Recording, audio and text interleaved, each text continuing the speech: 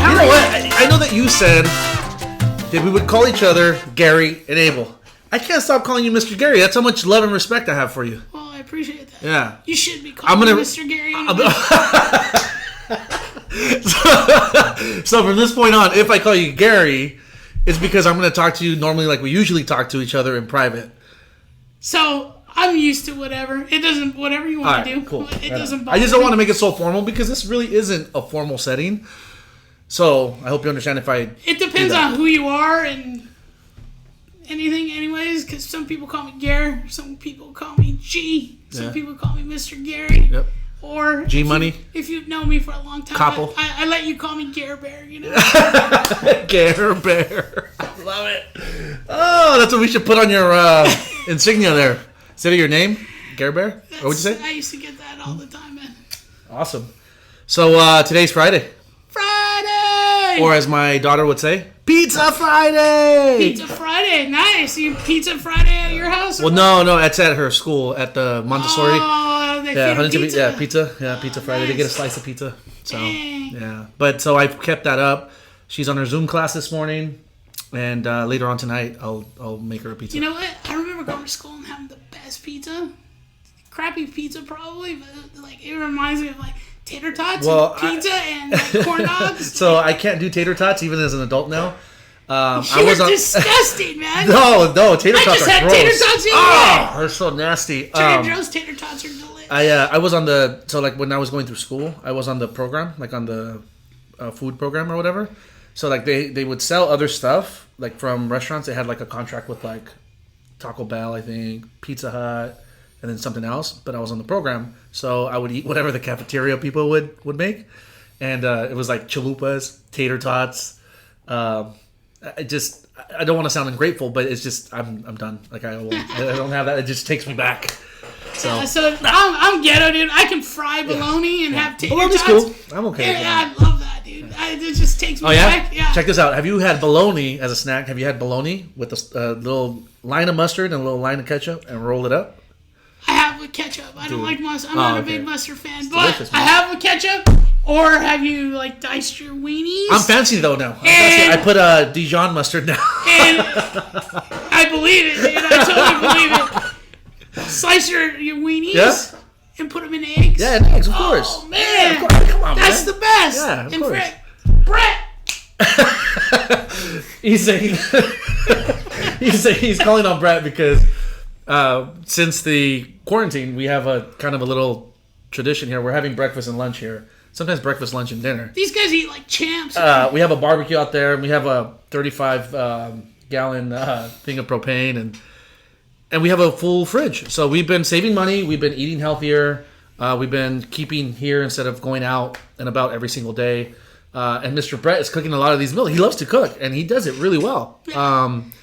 I usually cook like the main meal for the day, but he cooks like the breakfast or any snacks and stuff. And he gets down, man. It's good stuff. It's fun to watch him cook because he looks like he's like from like Lord of the Rings. So it's like, hey man, you got a special elf like cooking your meal. He is special though. He's definitely magical with the food. Hey, I'm just messing, Brett. If you're gonna watch this later, you're a ladies man. You're a killer. I know you are. Yeah. So yeah, we've been eating well, but I saw him fix you up I got video actually of him fixing you up a sandwich and even spreading the Dijon mustard on for you. That's how I said. I don't like mustard. That's how I know for me. Sneaky. Yeah. Wow. Yeah. I'll release that blooper later on, and you guys will see that. In fact, Brett walked over, spread the mayo and mustard on, and served it to him. So. Hey, it's a normal thing to have white people serve me. So. Wow, I'm not even going there. So what's up, man? What you got for us today? Hey, not much, but we're gonna talk a little bit, find out some interesting stuff about both of us, maybe. Cool. Yeah, man. So what are your pet peeves? Do you have any pet peeves? I have lots of pet peeves. So pet peeves. Yeah, I know a lot of you guys know that I have ADHD, right? So there's little things about when I walk into the studio, to the martial arts studio here at headquarters, that I notice right away, immediately. I know if somebody had just trained, and I know if who it was, because I remember everybody's little kind of things. Like if somebody leaves something behind, I'm pretty sure I know who that is. And I check the cameras, and it is. So like leaving things in certain places, putting them where they're supposed to. That's, I mean, it just, otherwise it just drives me crazy. With you, we've talked about this. I have ADHD also, and lucky you guys over there at home. We're probably all over the place. That's why this is. Yeah, I'm the opposite. I'm not as like Abel's very like has to have things and. Well, you saw me setting up for this. Dude, I'm the opposite with ADHD. I'm kind of just like, oh, let's just make a mess, and I can't put anything away. And it drives everyone crazy. So you told me earlier, you're like, dude, Abel, you're so picky. There's I don't know if you guys can see it on the video, but there's a line here on the desk, and it was like maybe an eighth off or something, and I had to fix it before we started recording because it was driving me crazy. So stuff like that. Pet peeves. So yeah, pet peeves. Anything else? Because I have a load of pet peeves. Oh really? Oh yeah. I'll let you unload a couple, and then I'll give a couple up. Please say thank you. If you don't say thank you, I am a huge person that gets so mad at my kids, my wife, people in general. You don't say thank you, I am like livid. It will drive me up a wall. Also, I was taught very young, you hold doors open for people. Hold doors open for people.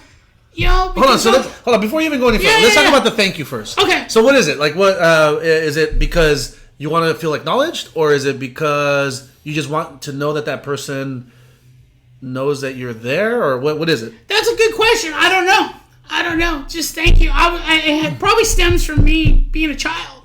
I was told to say thank you and be grateful for everything you have and everything you do.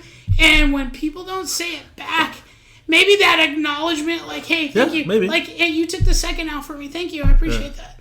You know, and I say that to people all the time. Thank you. I appreciate you. So you do it yourself as well. I make sure to. For a point, you've got many texts from me just saying thank you, I appreciate you, and same for you, because I know you probably do it too, because you send those type of texts all the time. Yeah. But thank you's a big one for me. So the thank you, taking that even a step further, right? So when I'm driving, I drive a lot. I don't know if you guys know, but I don't live in Huntington Beach. I drive every day to here. Right? I drive anywhere between 25 and 35 minutes or so. So, you know, a lot of times I let people in the lane or whatever, and I'm a big proponent of the silent thank you, right? So, like, you see it through the back of the windshield or whatever, and then so, like, let someone in or whatever, and then they just keep on driving. I'm like, hit the window, put the hand out. There's nothing wrong with that. But hitting the window, putting the hand out is even an extra thank you. It's like, dude, that's like awesome, you know? Or, you know, you let, like, one of those big truckers in the lane or whatever, and then they flash their lights, and you're like, oh, dude, that guy gets it, man. I'll you know, it's like so there's different forms of thank yous on the road. Well, that's mine. That's my pet peeve. When you let someone in and then just that's definitely part of that thank you. But I drove for Pepsi for 8 years. Oh, so that might. Yeah. So yes, I totally get that. Yeah. People are total. I was gonna say something right there, but.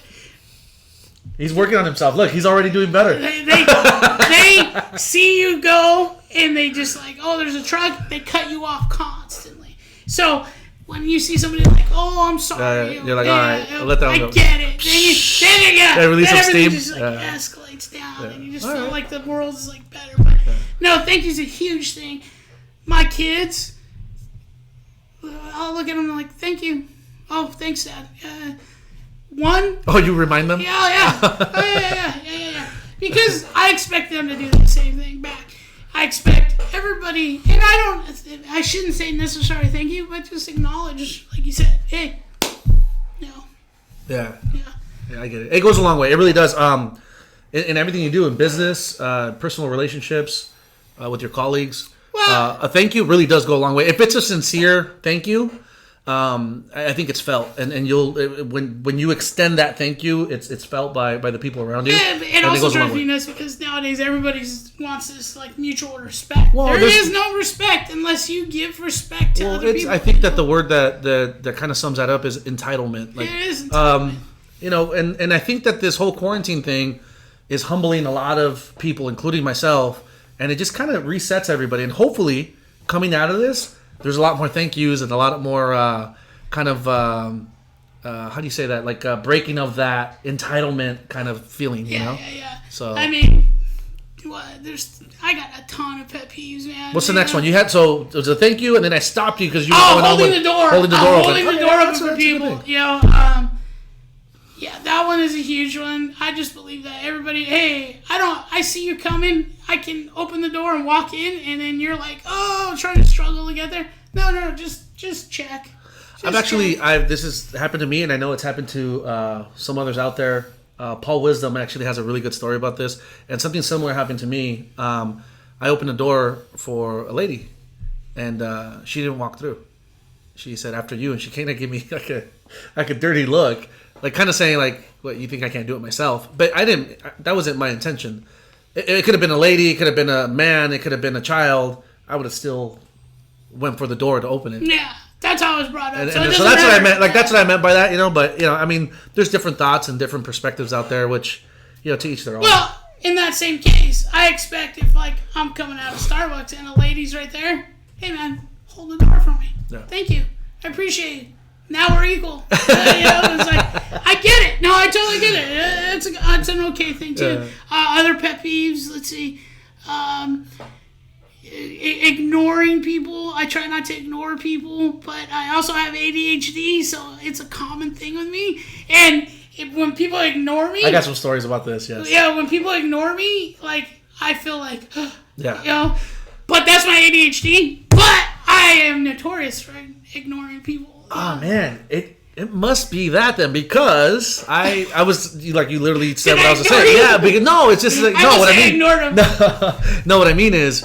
Like I have conversations with Gloria, right? And she'll say, babe.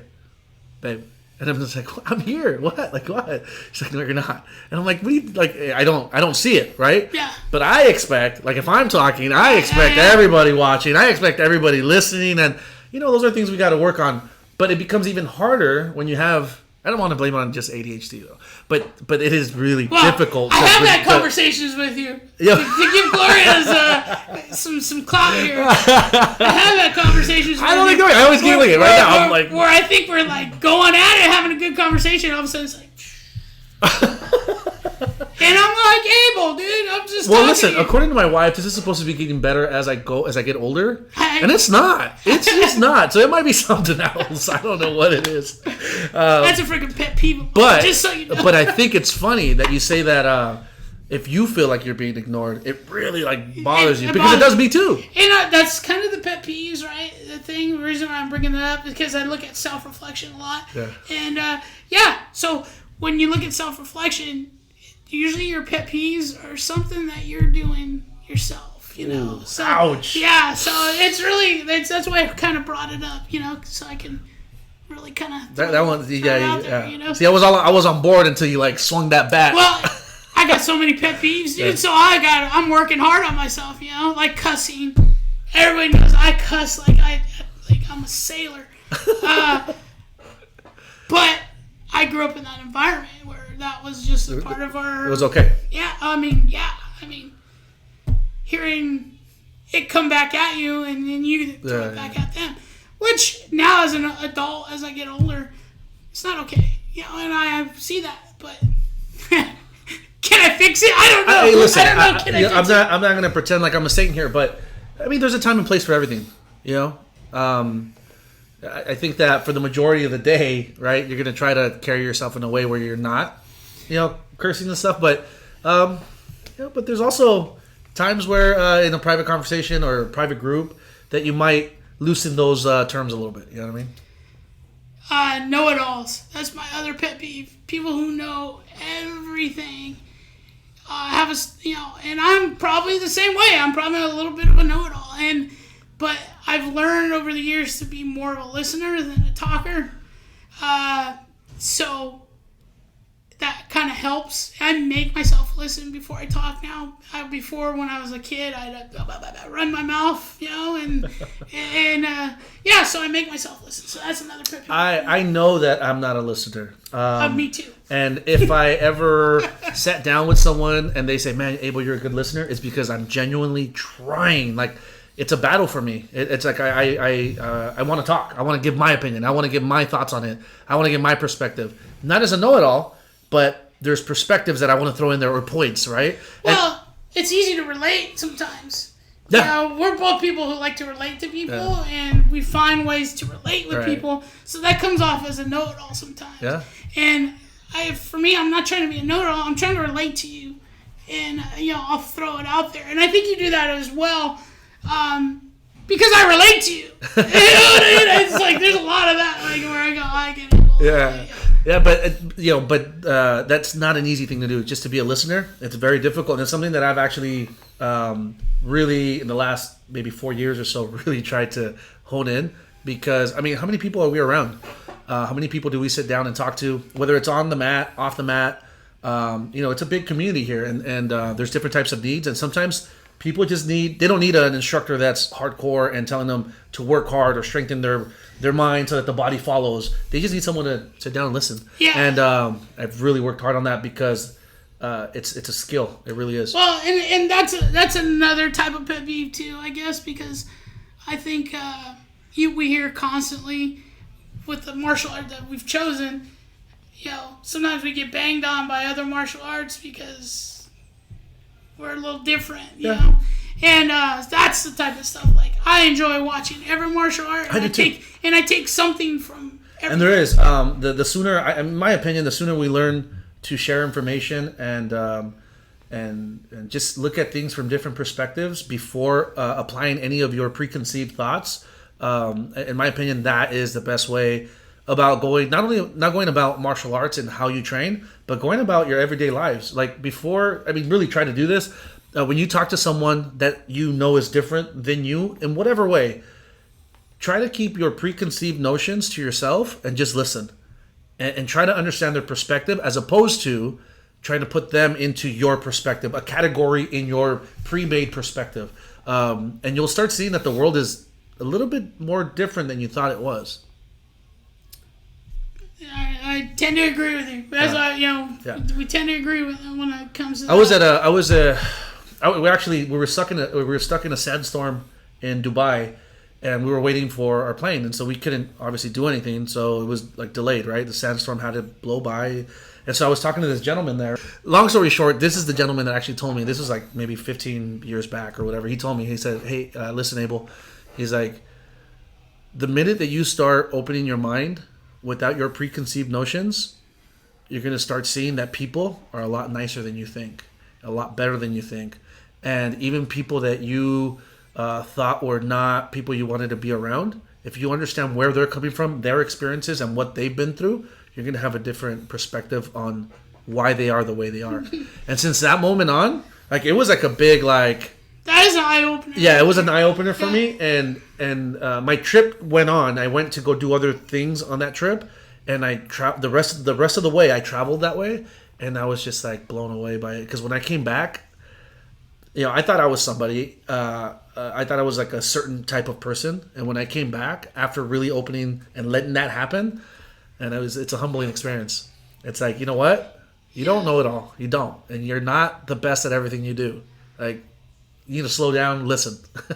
96. Mm-hmm. What were you doing in 96? I was just thinking that off the top. 96? I don't even know. I threw that number out. I don't know why. I don't even know what... Think, just stop. Hey, I don't even know what I was doing 10 minutes ago. Okay. ADHD. Let's put it this way. What was going on? What was going on? What were you doing age 25? Christina, look up what was going on in 1996. There you go. Yes. And then get back to us. Yeah. All right. We could go on to the next one while Christina looks that up. Nice. Okay. Quarantine, movies. We've talked about this before. But I've been watching a ton of shows. I've moved on to different series. What's a series that, like, you're, like, digging right now? Like, dude, because I want to talk about the series. All right. So I'm a little upset about this. Like the first podcast we did, you asked me like if I was watching anything. I said the Ozarks.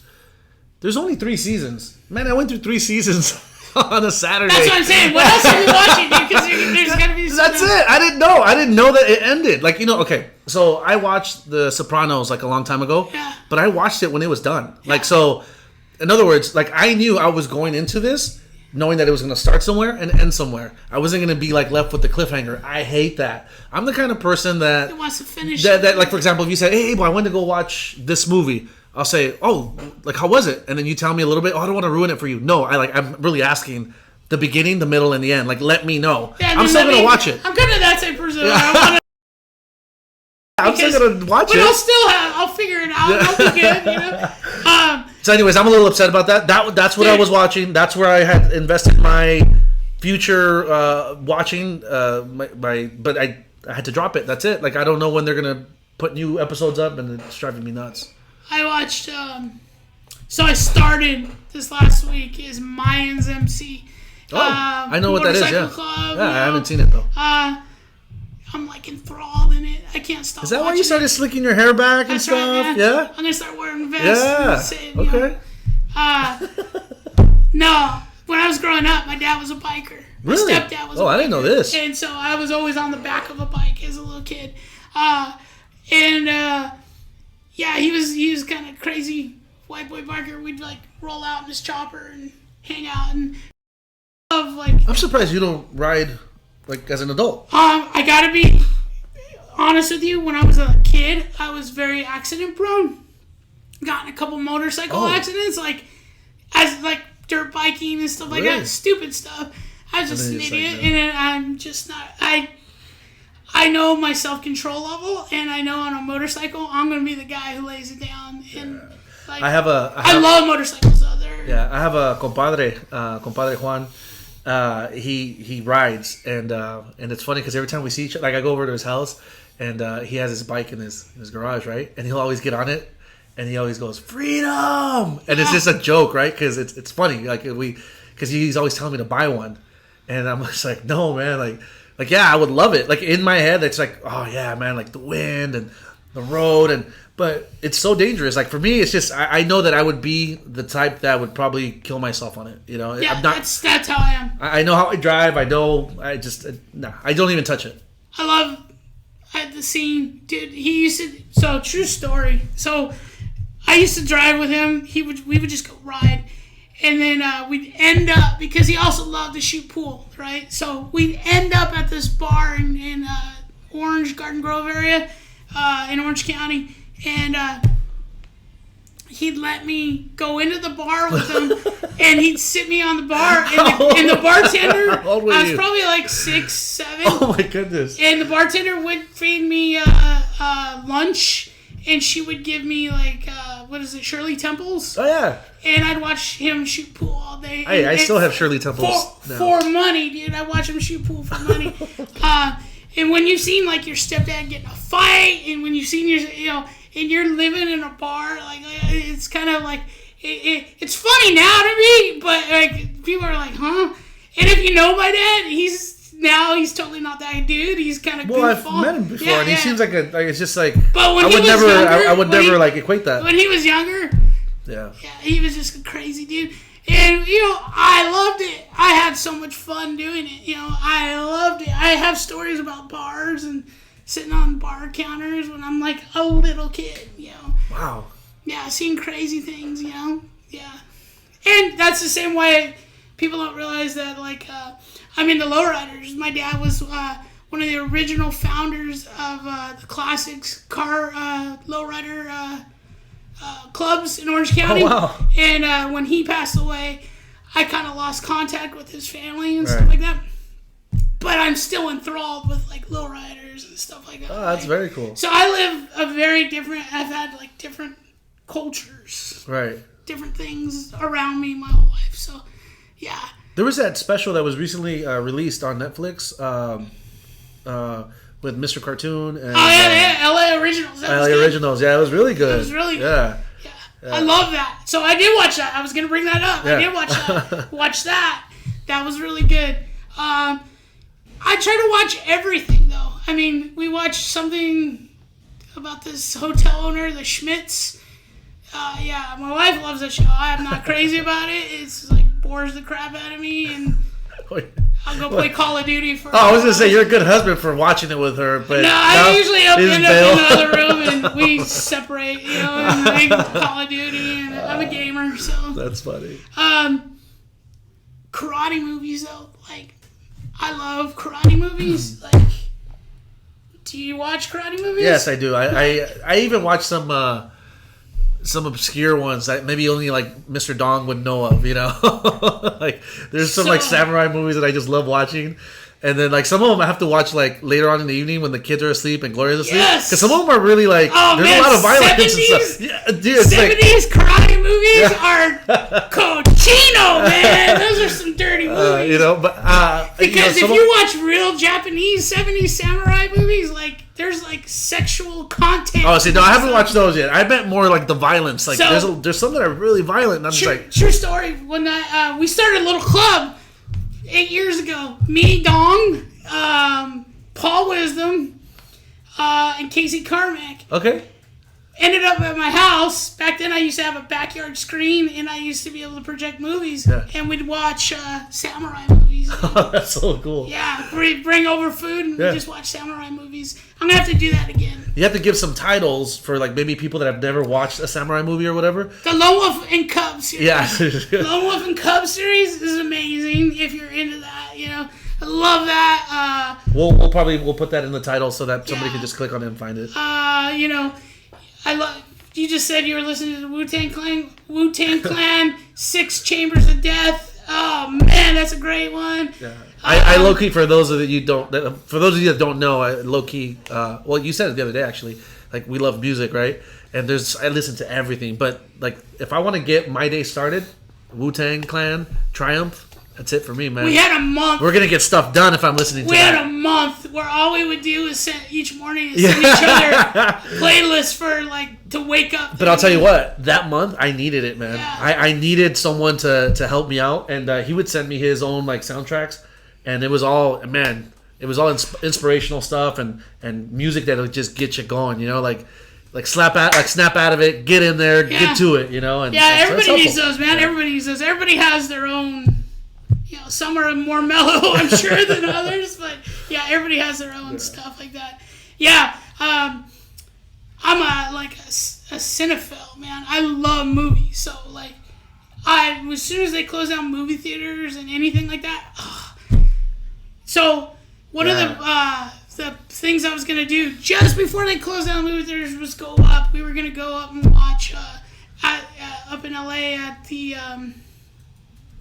What is that? The Exposition Park. At the Observatory. There you go. We were gonna watch Rebel Without a Pause. That would have been a phenomenal thing. I've seen that movie 1,000 times. You want to go in the movies? I can go in the movies. Favorite movie from like the Hitchcock era is Rear Window. Love that movie. Could watch it every day. Whatever. All the way up until now. I tell you all the time, I am a Lucha Libre fan, and Nacho Libre is like Nacho. Oh, you don't even know. I'll show you know what I was texting back and forth with my brother this morning, and I sent him a whole bunch of Nacho Libre gifts to answer the stuff he was telling me. Did you send him your eagle powers? I sent him the one that says I believe in science. And he gets so mad at me. Shout out to my brother. I love him, man. My older brother. I fear your salvation. I'll show you later. You're going to have a laugh. Oh, man. Yeah, but, movie theaters, like, through this pandemic, movie theaters, man, being closed is like, oh, man. Like, because it could be the end of that era. It really could. Maybe even the beginning of a new era, if you think about it. I just thought about it right now. If they close all theaters, what if like they do drive-ins again? Because now you're in your own kind of drive-ins are the best. I love drive-ins. I got to go to drive-ins growing up, so yeah, drive-ins. I grew up at drive-in. Another time where I grew up like at drive-ins. Man. They used to have two you pay for one and then you do like and you get the first movie, which was kind of like PG-13, PG, and then put something a little bit like crazier on. Yeah. Afterwards, you go. I would always get so pissed off at my parents because we had a van pull up and we watch a dual movie like that. First one like Star Wars and the next one was like Charles Bronson. Yeah. And I'd be so pissed because I'd be in the van and I'd already be in my pajamas. I'd be like, what the hell, man? I want to go out there because they had a playground. And I see all the kids in the playground, but I was in my freaking pajamas. Wait, so there was they watched that other movie, like the kids would go over there and play? Yeah, dude. Oh, yeah. Oh, that's cool. Right? I was a little cochino kid, too. I would watch it, like Star Wars here that I've already seen like 100 times, but I'd be over here watching, like, looking out the back window, watching, there's naked ladies. Oh. Hey, I'm just saying. I'm keeping it real. Drive-ins? No, drive-ins were the best. You know what I liked about the drive-ins is that as soon as we awesome. park, right, they put that. I don't know if people at home remember, but like you would either you put it like on a certain channel on your, and I go like this because it was a little turn like rotary kind of thing, and you put it on a certain channel, and then you'd hang that speaker from your window, and then that's how you got your sound or whatever. So like that would set up, and there was like certain noises that like associated with that, like you hear the change of the channel, you hear the little fuzziness, then you connect the speaker to it, and then you could hear the sound, and then the door would open, and then either one of my parents would go buy us some popcorn and maybe some snacks, and it was just like a whole kind of like sound and atmosphere to it, you know what I mean? And then after that was running, the sound was running, the snacks would come back, and then there would just be quiet. You could just hear the like munching of the popcorn while you're like watching a movie. It was cool, man. Drive-ins were the best. In the evening, obviously, you know. I mean, I have great memories as a kid going to drive-ins, but then as I got a little older, a teenager going to drive-ins with my friends, we'd just all pile into a truck and watch a movie and stuff. Well, then or when I got my first car, took dates. Yeah, we'll leave it at that. And then they closed them all down. And then the new era came of like these like massive theaters and all this stuff, like a huge like surround sound and all this stuff. Which is there was really like cool. The Cityopolis in LA, the Cinedome here in Orange County, and it was like these multiplexes. Back then there was only just a few of them. And I remember going, because back then they weren't smart enough to, you go into a movie theater and you just watch one movie.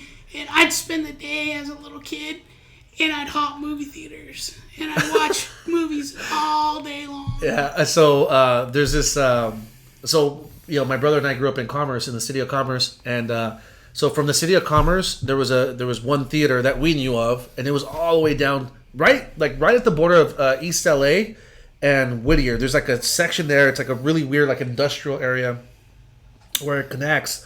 It's close to like the 710 freeway, if anybody knows out there. I'm just trying to give kind of like an area. Not the best area that there is even today, but my brother and I hop on the bus, public transport. And I don't know, our parents didn't like, they just let us go. They knew that we could handle ourselves. I mean, we just grew up different, right? And we'd hop on. I was maybe 8 years old. My brother and I are 4 years apart. So we'd hop on the bus and we'd go down to the theater, and it was technically on Whittier Boulevard. Nice. And the theater would always do so like you pay for one, and then they do like a second. There was a name for it. It was a second something or whatever, but the second movie would come on. So you literally spent like maybe like 4 to 6 hours at the theater. Yeah. You know what I mean? Oh, yeah. And they never checked before, so you could watch a movie, you could get out, go somewhere else, watch another movie or whatever. And my brother, literally, 8-year-old and yeah, man. I have tons of stories about like, going to the movies. We used to sneak into the movies. Used to work at a movie theater. I used to what else? There's so many things. Well, there was always an arcade. When I was 8 years old, my mom's like, "Here." My stepdad was like, you got to work today. I don't have to work today. It's raining. We'll take care of the movies. Okay, cool. And I was like, oh, what are we gonna go see?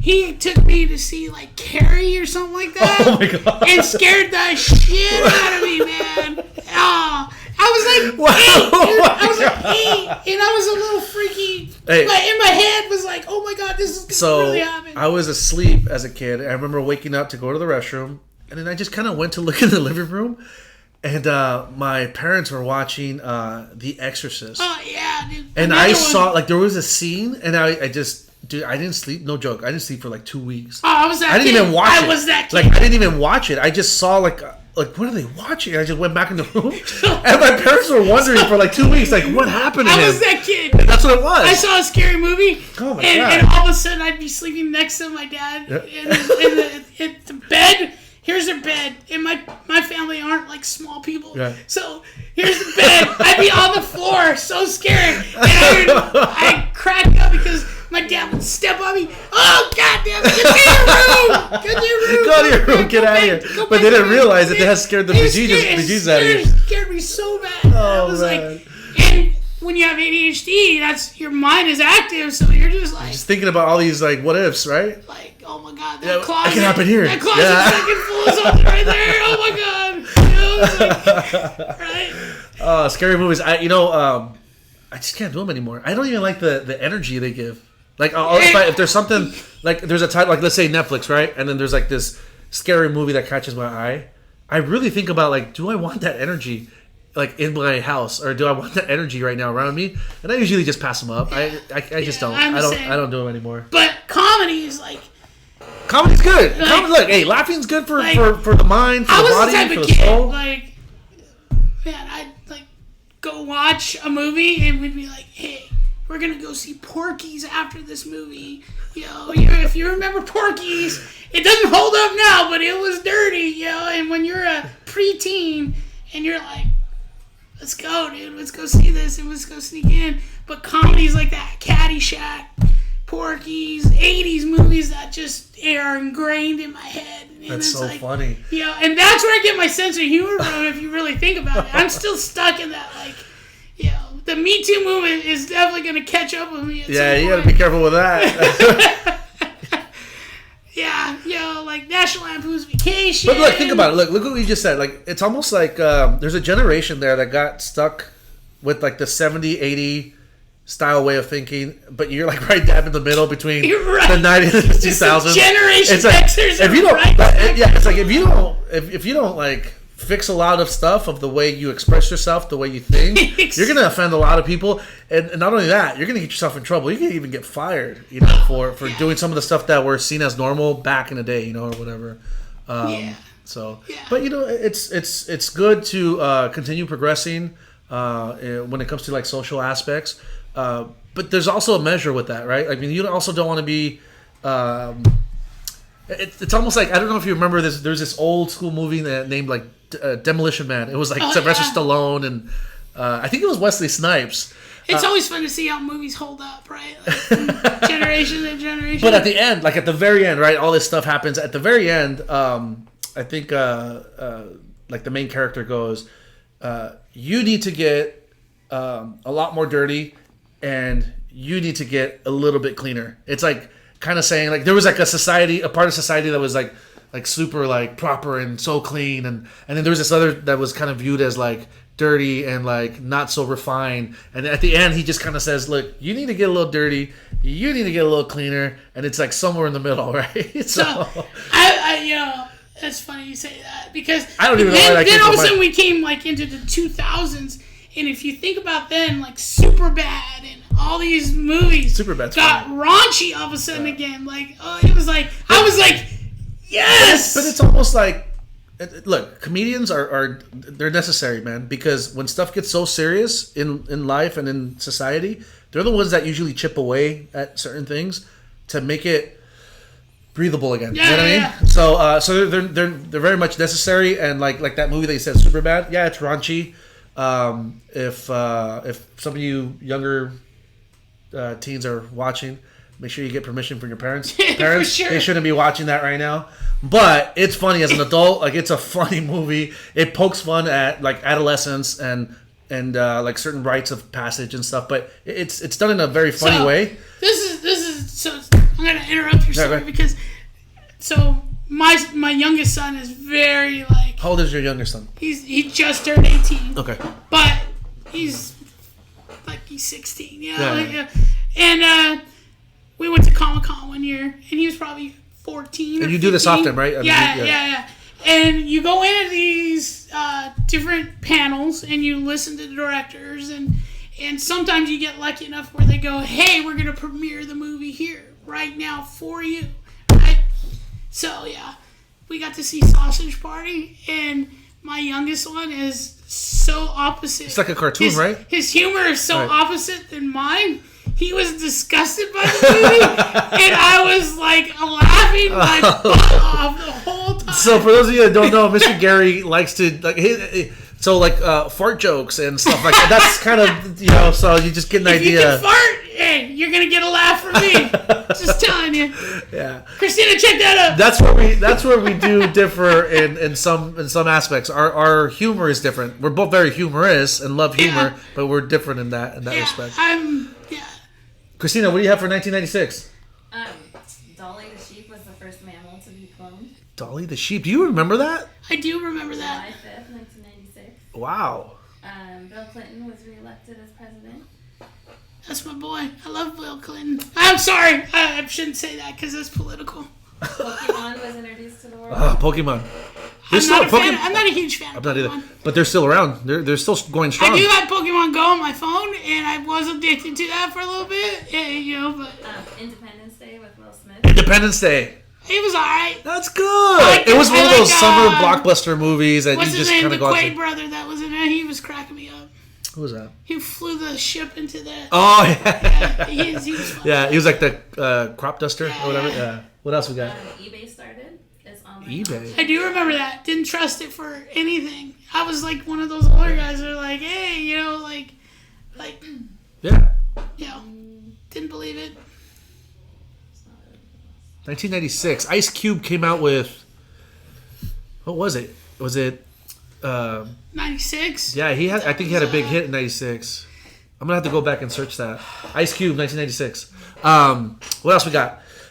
Movies. So yeah, so we were just saying maybe this is an opportunity for the drive-ins to make a resurgence. I'd love to see that. That would be kind of cool, like an updated version of. And that's what I was thinking about quarantines, because I was driving down Beach Boulevard the other day and I saw Sonic. I was like, they're the only ones that kept the drive up or the walk. Oh, Sonic, yeah. Where they kept the drive up. I've only been there once, and it was like in New Mexico or something. And they'll bring it out to you. Whatever. Still bring it out. Yeah. Oh yeah. You just sit in your car and they'll bring it out to you, and you can sit right there. I was like, that's gonna come back, because if you remember all the roller hops that used to be, especially in Orange County, we used to have Angelo's. We used to have all kinds of where you just come out and the girls would come out in the roller skates. See, I don't know about that. I was telling you. No, I was telling you I was on the food program for school, so I would not be visiting places that roller girls serving you food. Yeah, but 96 he was a baller. I was throwing that back at you. You know what I mean? Just saying. Hey, what about so like at home, televisions at home? Like, did you guys have television at home? When I was a kid? Yeah. Oh yeah. Yeah. We had one. We had literally one television. My dad was so active, like he always wanted to keep us active. That's kind of the running joke that we have. They wouldn't let us play video games. Oh, really? Yeah, no. Oh, we had like so by the time like the advanced like Sega Genesis, all that stuff, we still had like the Atari. Like they got us an Atari when all this stuff was out. Like really? That's how far. Yeah, so we never. My brother and I, we're always doing sports, always outside, doing all like just playing outside and. Dude, so my parents were like the irregular parents. They had a TV. As soon as they can get another TV for the room, they got a TV for the room. They got one for the living room, one for this, and one for the garage. Yeah. So we had a running joke before my mom passed. Like every year, she'd buy a new TV, and we'd be like, "Mom, what's going on? You don't have to buy it." She's like, "It's updated. It's more.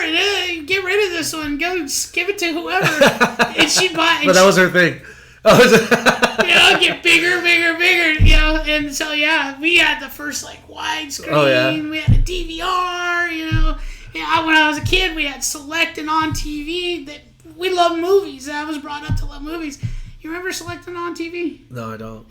I don't. But I got good stories about Select and On TV too. But what we did have, like when I got a little bit older, my dad had a satellite dish, and like you get channels from everywhere. Yeah, and, that would have been fun. Yeah, and you actually have to be careful because if you had people over and like let's say that you were like gonna like okay, we're gonna get this because he got it because we used to love watching fights, right? Like we talked about. Yeah. And so like look, there's fights in wherever like and so like the satellite would move, right? And as it's moving, it's getting every signal on the way. And so, imagine the TV on and it's shifting as the satellite's moving. It's shifting from channel to channel. So you see a little bit of every channel until it stops at its destination, which were usually the fights or a soccer game or whatever, right? And sometimes like all the moms had to like cover the kids like iron or whatever, the whole everything. That would have been like that. That would have been tapate los ojos. It's like cover your eyes. All the moms right away But yeah, that's what I remember the satellite dish. But that was like way later because when we were growing up, we had one TV. We barely used it. We were always outside and we were always doing sports and stuff. So my dad was always doing sports. Yeah. We always did sports. We always did that. I spent a lot of time on the tennis court, believe it or not. Really? Yeah. Oh, that's cool. My dad was a state champion tennis Wow. player and a biker. So he played like competitively for a long time.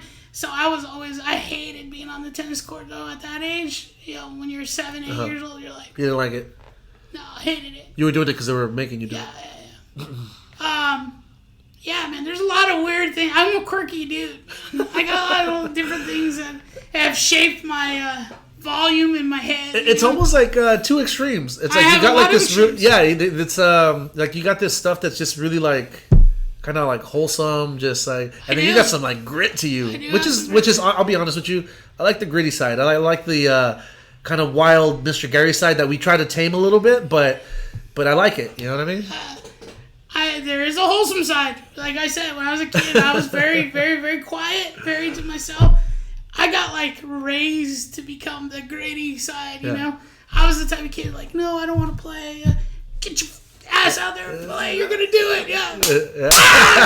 Okay. This is why I didn't want to play. Oh, that's funny. So, yeah. But I love baseball.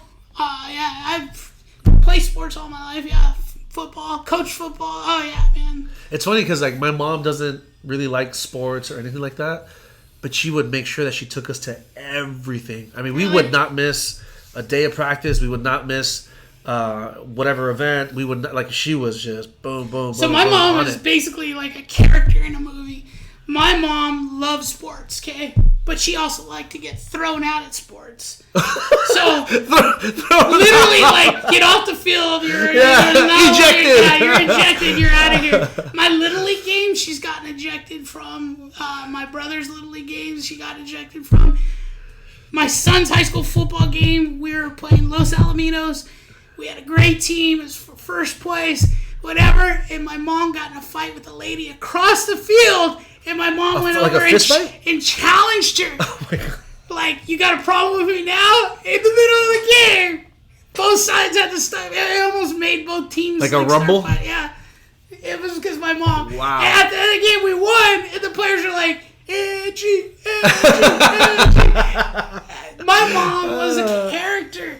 She loved big, but she could also like, yeah. That's usually what it is. Most people that love hard also hurt hard, and they, you know, they're so I get that. Yeah, but she was a character. So was my dad. My dad's like definitely like he's. Yeah, that's cool, man. I mean, I recently saw it. He's like I like him, man. He's really cool. We call him Homer because he looks just like Homer Simpson. I don't think so.